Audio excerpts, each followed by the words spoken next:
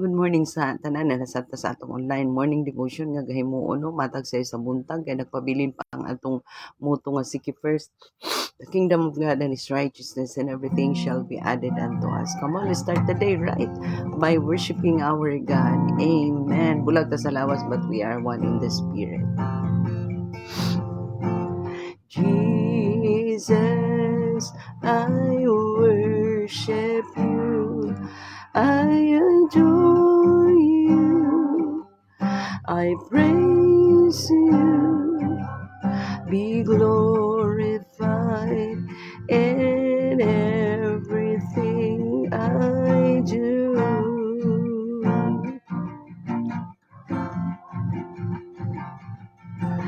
Morning shines and evening fades, but your glory still remains.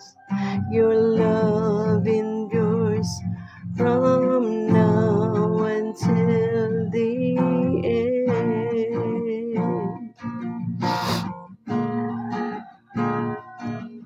Your name well lifted high, 'cause you're worthy to be praised, and your glory fills the universe.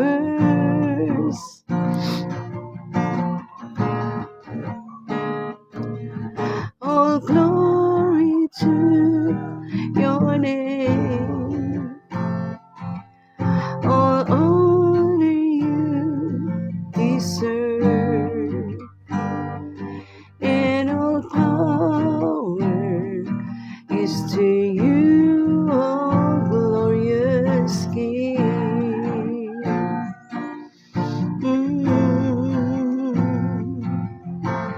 Jesus, I honor you till forever. You'll be enthroned, be magnified. Lord, I offer you my life.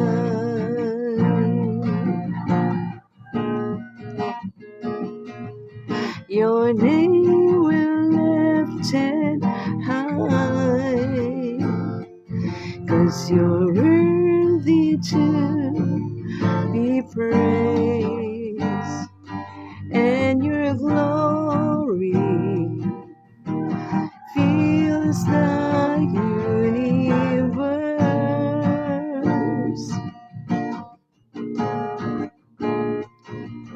All glory to your name,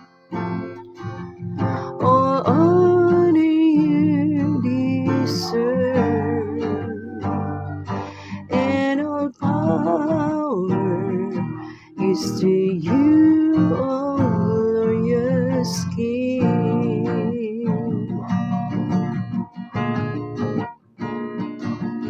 Your name will lifted high, 'cause you're worthy to be praised, and your glory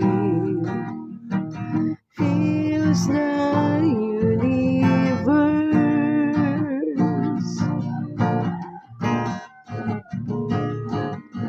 Your glory to, oh glory to your name, all honor you deserve, and all power is to you, oh glorious King. Oh Jesus, we give you praise, we give you glory, oh God. Oh hallelujah, hallelujah. Worthy, you are worthy, God, worthy. Oh Jesus, Jesus, name above every name, oh God. Your name will lifted high, 'cause you're worthy to be praised. And all glory to your name. Oh,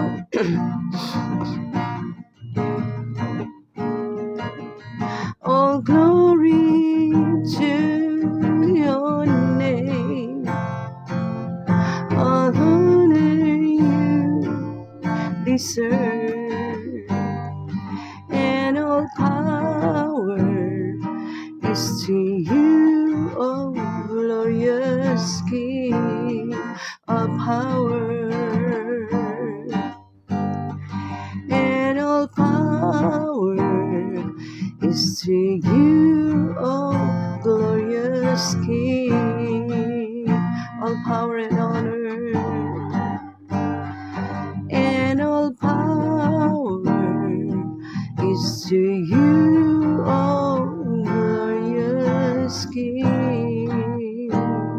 Oh, thank you kay Lord sa imong pagpukaw ka na mamanin sa kabuntagon Lord nga imo pagipapuka nga among mga matao, imo ming ginainibo Lord nga mubangon o God. Salamat kay kalidad malinawon hinanok nga katulog nga imong gi-provide kanamo tibok gabi o bisan pa nining laing matao nga adlaw Ginoo nga Friday o God nga aning adlaw makasiguro na usab kaming ma-enjoy namo Lord mga butang langit nun espirituhanon Ginoo nagsumikad kanimo Ginoo nga mo sustain kanamo Ama. Salamat o salamat kaayo dalaygon kami Lord sa walay katapusan. Salamat sa imong pag-provide Ginoong imong word Ginoo nga i-exhort na usab nimo kanamo karon dining sa isa ka buntagon. Dalaygon kami Lord sa walay katapusan naman dawata ang among mga pagpasalamat pagdaig paghimaya pinaagi sa gamahanan ng ngalan ni Ginoong Kristo nga among Ginoong manluluwas. Amen. So napunta sa pagtuon na pud sa pulong sa Ginoo no nga itakol nato sa Matthew chapter 9 taon niya. Nakita nato diya sa Matthew no, kita nato sa Matthew nga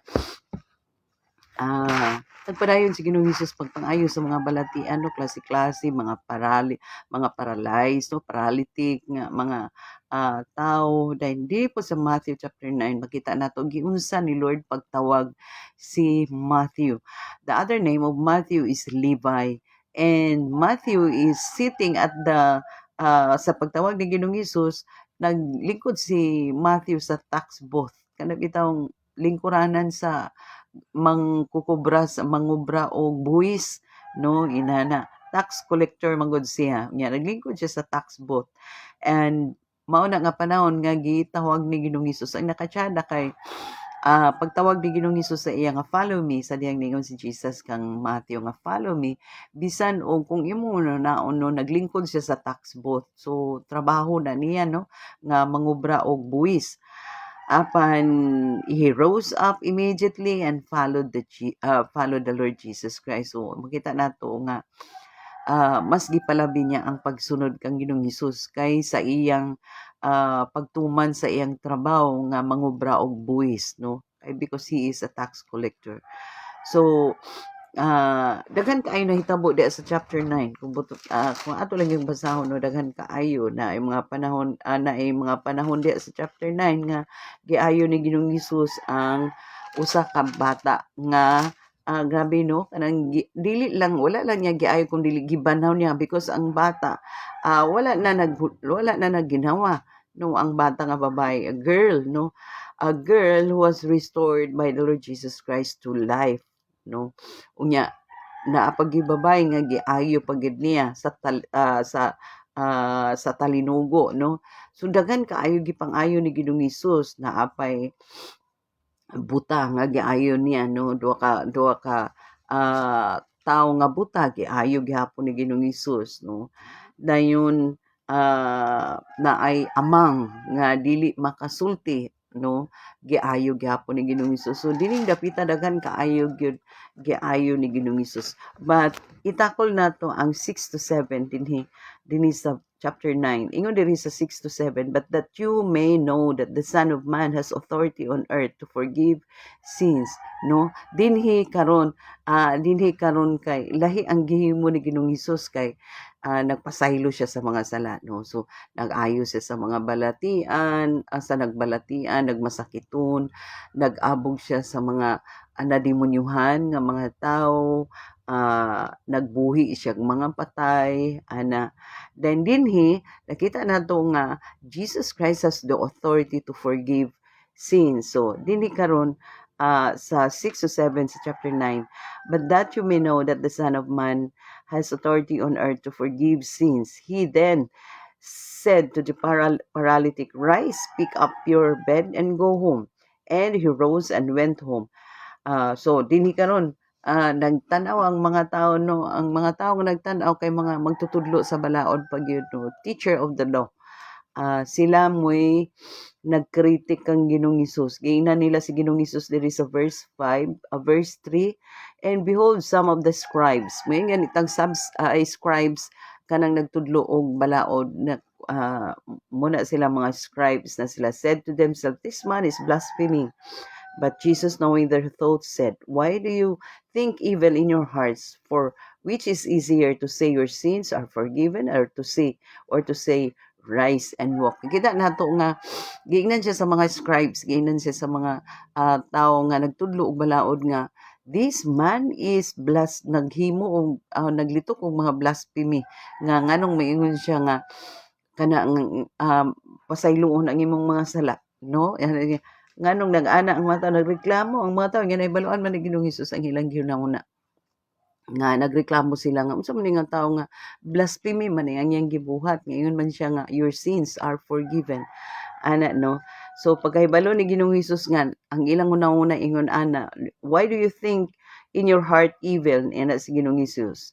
Unsa may sayon ingon si Ginoong Hesus, unsa may sayon kanang moingon ka ang imong mga sala gipasaylo or kanang moingon ka nga tindog og lakaw sa usa ka tawo nga kaning usa ka tawo nga dili makalakaw, usa ka tawo nga bakul, no? Ana si Ginoong Hesus, tan-aw ra gud nato sa Bisaya, no? Sa Bisaya tan-aw nato na kuan sa Bisaya sa 6 to 7 karon ipakita ko kaninyong ang anak sa tao may gahom dinhi sa yuta sa pagpasaylo sa mga sala, busa miingon siya sa paralytic, bangon dad-a ang imong higdaan og pauli sa inyo. Dinhi at basahon sa nato sa 4 nasayod si Jesus sa 3 unya may pipila ka magtutudlo sa balaod nga miingon nagpasipala sa Dios kining dawhana sa pag sa 4 nasayod si Jesus nga ilang ginahuna miingon siya nganong naghuna naman kamo ni anang mga hunahunang dautan gikailang hunahuna kay ingnan nila nga blasphemous kay nga tawo giingnan nila sa Ginoong Hesus ang ilang hunahuna dautan niya nakita man ni Ginoong Hesus ang ilang hunahuna. Hain man pag-abot sa 5 ingon si Ginoong Hesus, hain may sayon. Asa man nagsayon ang pag-ingon ba nga gipasaylo na ang imong mga sala, kung ang pag-ingon ba nga bangon og lakat kay paralito ko bakul ba yan tao. Unsa may sayon? Moingon ka nga gipasaylo na ang imong mga sala or bangon din na unya lakaw unya bakul ba ya?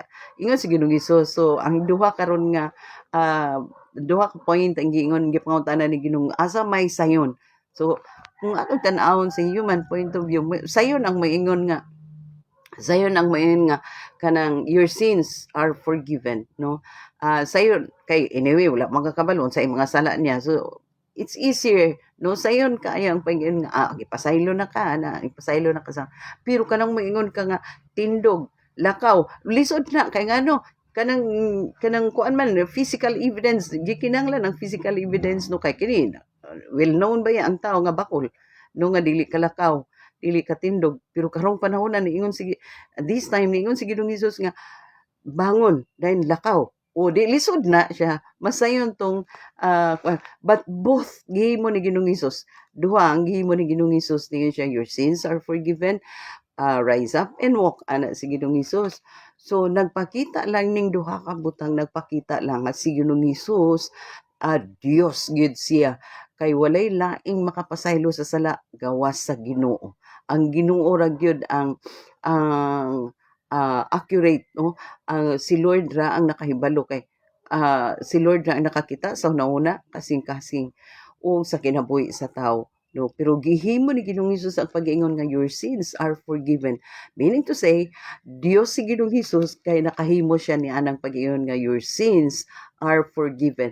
And the second, ingon pagin siya nga rise up and walk. So makita sa mga tao kanang visible kay makita sa mga tao gyud nakita or nakita gyud sa mga tao nga si Ginoong Hesus prueba, ebidensya nga siya Dios gyud.